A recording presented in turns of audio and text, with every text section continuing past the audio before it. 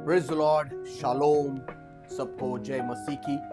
सोमवार की इस उत्तेजना में आप सभी का स्वागत है।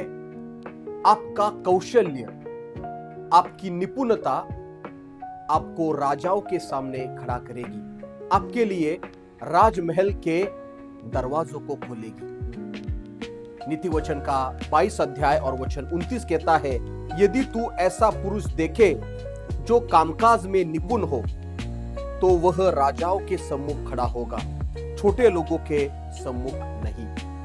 जब परमेश्वर आपको देखता है, वो आपके बारे में ऐसे सोच रखता है कि आप किसी छोटे या कम ऐसे महत्व के लोगों के सामने न काम करें, न खड़ा रहे, राजाओं के सामने। यहाँ पे जो शब्द है राजा, इब्रानी में उसको मेलेक ये शब्द कहा गया है।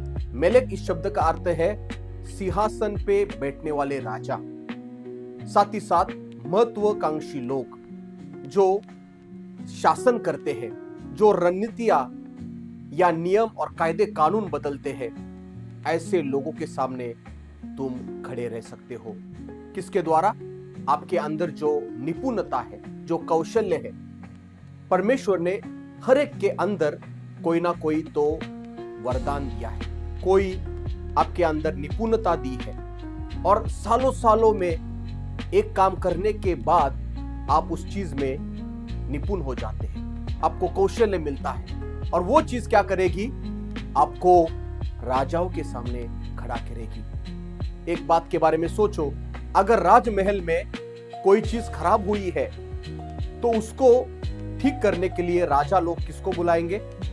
जो उस काम में सबसे निपुण है, जिसको टैलेंट है, जिसमें बहुत खूबियां है, ऐसे ही व्यक्ति को वो चीज सही करने के लिए बुलाया जाएगा।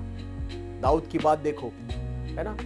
वो अपने बाजे बजाने में या अपने वाद्य बजाने में इतना माहिर था, इतना निपुण था कि उसको किसी के सिफारिश की जरूरत नहीं पड़ी, वो जाके राजा के सामने खड़ा हुआ।